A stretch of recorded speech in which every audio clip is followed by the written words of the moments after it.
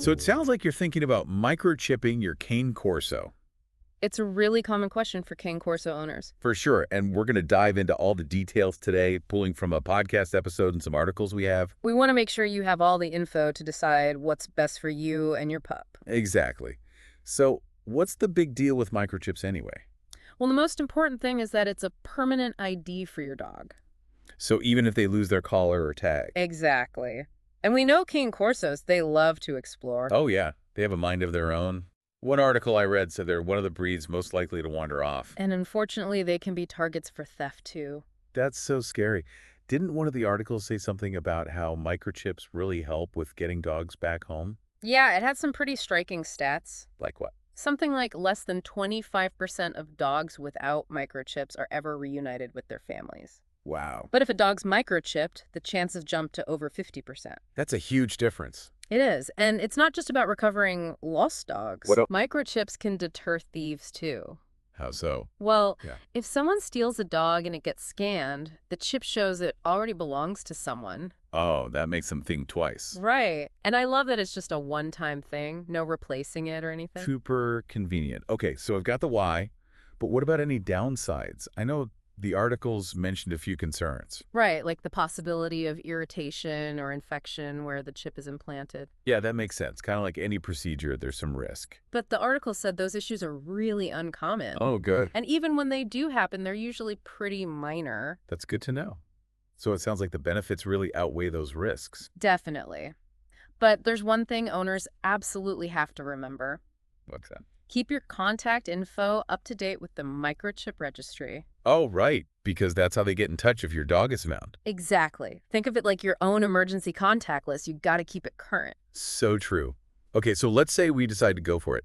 What actually happens when we take our Cane Corso to get microchipped? Well, usually you can just get it done during a regular checkup. Oh, so no need for a special appointment or anything? Right. And the procedure itself is super quick. Really? Yeah, the vet just uses a needle to put the chip under the dog's skin, Where do they put it? usually between the shoulder blades. And the chip itself. Tiny. Think like a grain of rice. So is it painful for the dog? Nope, like getting a vaccine, most dogs don't even flinch. So no anesthesia. Nope, the whole thing takes seconds. They scan it before and after to make sure it's working, and you're good to go. Okay, that's a lot less scary than I thought it might be. Right. So we've covered why microchipping is good for Cane Corsos, the benefits, and the process. Right. From what we've learned, it seems like it's a really great option for peace of mind. I think so. Knowing your dog has this permanent ID, it can make all the difference if they ever go missing, whether it's an accidental escape or worse, theft. Absolutely, it's like that extra layer of protection, and the procedure itself seems so easy. Before we wrap up this part, though, any final thoughts for our listeners thinking about this? I would say, yeah, a microchip is great, but it doesn't replace responsible pet ownership overall. Like, what do you mean? Well, training is still crucial, especially for Cane Corsos. They're strong and independent. So true. A well-trained dog is less likely to take off. For sure. And of course, a secure fence is a must, too. Definitely. Accidents happen, and a good fence can stop those heart-stopping moments. Right. And, just paying attention to your dog, being aware of your surroundings. Being vigilant. Yes. That can prevent so many problems in the first place. So it's like a multi-layered approach to keeping your Cane Corso safe. Exactly. Being proactive, being responsible. Great advice. Okay, so we've covered a lot of ground in this first part of our deep dive. The reasons behind microchipping, the benefits, the actual procedure, and even the importance of just being a responsible pet owner. Yep. It's a lot to consider. It is, but I'm feeling a lot more informed already, and I bet our listeners are too. And there's still more to come. In the next part, we'll look into the nitty-gritty of microchip registries and any laws about microchipping. Lots to unpack there. It is, so be sure to tune in for part 2 of our microchipping adventure. See you then. Welcome back. Glad we're continuing our chat about microchipping. Me too. There's so much to learn about it. Right. Like we touched on before, the microchip registry is really key. Yeah, I have to admit, I didn't even know that was a thing until I started reading all this stuff. It's something a lot of people don't realize until they're actually at the vet getting their dog chipped. So can you break it down for us? What exactly is the registry? It's basically what links the chip's ID number to your contact info. Oh, okay, so like if someone finds my dog and scans the chip, The registry is how they know to call you. makes sense.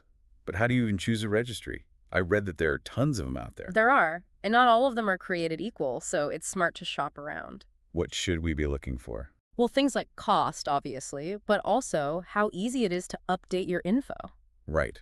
Because life happens, you move, you change your number. Exactly. Some registries charge extra for updates, so watch out for that. Good tip. What else? The level of support they offer is important too. Some have 247 help if your pet goes missing. Oh, wow. So you can call them anytime, day or night.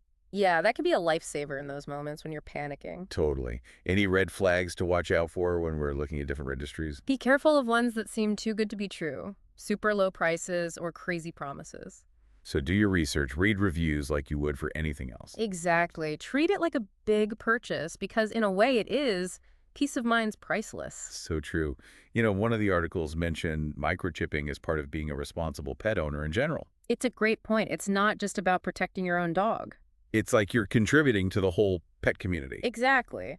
When a lost dog has a chip, it's so much easier to get them home. So it frees up shelters to help other animals in need. Right. It's like a ripple effect. Makes you feel good knowing you're part of that. For sure. No, another thing that comes up is the legal side of things. Oh, yeah. Are there laws about microchipping? It varies a lot depending on where you live. So some places require you to microchip your dog. Yeah, it might be for certain breeds or all dogs over a certain age. How do I find out the rules for my area? Your vet would know, or you can check with local animal control. Got it. Better safe than sorry. Speaking of being practical, what about the cost? That can vary too, but usually it's not too bad, less than a regular vet visit sometimes. Okay, that's not as scary as I thought. And a lot of shelters do low-cost microchipping events too. Oh, that's good to know. So it seems pretty affordable overall. Especially when you think about the peace of mind it brings. For sure. You know, beyond all the practical stuff, there's that emotional side too. Totally. Our pets are family. The thought of losing them is just awful. I know. And knowing they're chipped, it just gives you that extra sense of security. Yeah, like you've done everything you can to bring them home safe. Absolutely. Okay, I feel like we've really dug into this whole registry thing and the legal stuff, even the emotional side. Lots to think about. It is, but it's good to be informed, right? Definitely. And there's still more to come. In the final part, we'll get into some real-life stories about microchips in action, and we'll tackle some common myths. Looking forward to that. Me too. So stay tuned for the grand finale of our microchipping journey. Welcome back. Now I'm really excited to hear those real-life stories about microchips making a difference. Yeah, they really bring it all home. So tell me one. What's a story that stuck with you? Well, there was one about a Cane Corso named Rocco. Oh, Rocco, what happened? He got lost on a camping trip with his family. Oh, no. A camping trip, that's rough. It was, but thankfully Rocco was microchipped. So what happened? Did they find him? They did. Someone found him wandering in a town miles from the campsite. Wow, miles away. Yeah, and they took him to a shelter. I bet his family was going crazy. Oh, for sure. But because he had that chip, the shelter scanned him, got his ID, and boom, they were able to contact his owners. So they got Rocco back. They did, all thanks to the microchip and the registry. Happy ending for Rocco. It is. It really shows how important that connection is, especially when you're traveling. Totally. Now, what about situations closer to home? Any stories about chips helping in those cases? Oh, yeah, for sure. There was this Cane Corso named Luna. Luna. Yeah, and she was actually stolen from her backyard. Oh my gosh, that's awful. It was heartbreaking. Months went by, no sign of her. So they thought they'd lost her for good. It seemed like it. But then, get this, Luna was found hundreds of miles away. No way. Yeah, at a shelter. And you guessed it, she was chipped. So even after all that time, they were reunited. They were. It's amazing, right? It really is. Proof that microchips can work even in the toughest situations. And it's not just these individual stories. Studies show chipped dogs have way higher return rates. Makes sense. No more guessing. You know who the dog belongs to right away. Exactly.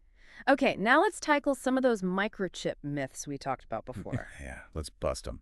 What's the biggest one you hear? Oh, definitely that microchips are GPS trackers. Yeah, I can see how people would think that. It makes sense, but it's just not true. No GPS in these chips. So no real-time tracking then? Nope. They're passive. They only give info when scanned. So more like a digital dog tag. Perfect way to put it. Another myth is that they're painful or invasive. Yeah, some people might be squeamish about that. Understandable, but remember, it's like a vaccine, quick and simple. Right, and the chip's tiny. Exactly. And lastly, some worry about chips malfunctioning or moving around. That's a scary thought. It is, but it's super rare, especially if it's a good quality chip and implanted correctly. So do your research, choose a good vet, just like anything else. Exactly. Okay, so we've covered a ton of ground here. Why microchip, how it works, the registry, even busted some myths. I feel like a microchip expert now. Me too. And hopefully our listeners feel more confident about making the best choice for their Cane Corso. Absolutely. Any last words of wisdom before we wrap up? I would say, yes, microchips are awesome, but don't forget the basics of responsible pet ownership. Right, like training and a good fence. For sure. And just paying attention, being present with your dog. Being a good pet parent all around. Exactly. It's all about giving your Cane Corso a safe and loving life. Well said. And to all our listeners, thank you so much for joining us on this microchipping deep dive. We hope you've learned a ton and feel empowered to make the right decision for your furry friend. Until next time, stay curious, keep learning, and give your Cane Corso an extra cuddle from us.